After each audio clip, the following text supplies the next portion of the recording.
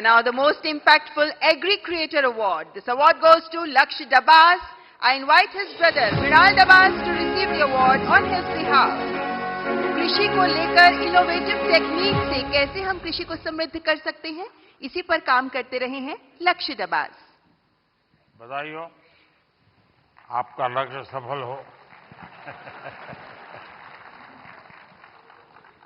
बहुत बहुत शुक्रिया इस मंच से बुलाने के लिए प्रधानमंत्री साहब।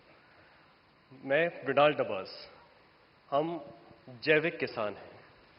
देश की जरूरत जरूर थी 1970s में कि एक ग्रीन रेवोल्यूशन आया गया, लेकिन उसके बाद देश बढ़ा और आज देश की जरूरत जैविक खेती की है, जिसमें कोई रसायन, कोई पेस्टिसाइड हमारे खाने में जो जहर हम डालते हैं वो ना डाला जाए।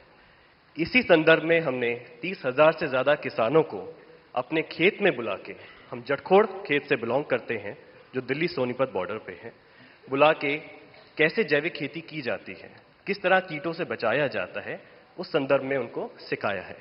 अगर हम सरसों का तेल निकालते हैं तो एक्सपेलर यूनिट नहीं, जो प्राचीन समय में कच्ची घानी का तेल हुआ करता था।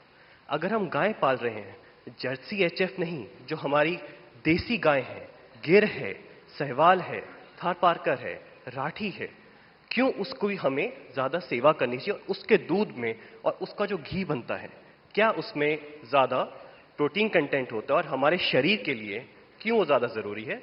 इसी संदर्भ में हमारा उद्देश्य रहता है। और देखिए लक्ष्य, आप स्वयं तो एक मिशन बोर्ड में इस काम को कर रहे हैं, लेकिन आज आपका यहां आने से इनको भी और देश को पता चलेगा कि ऐसे नौजवान, जबकि दुनिया कुछ अलग सोचती है, ये अलग सोच रहा है।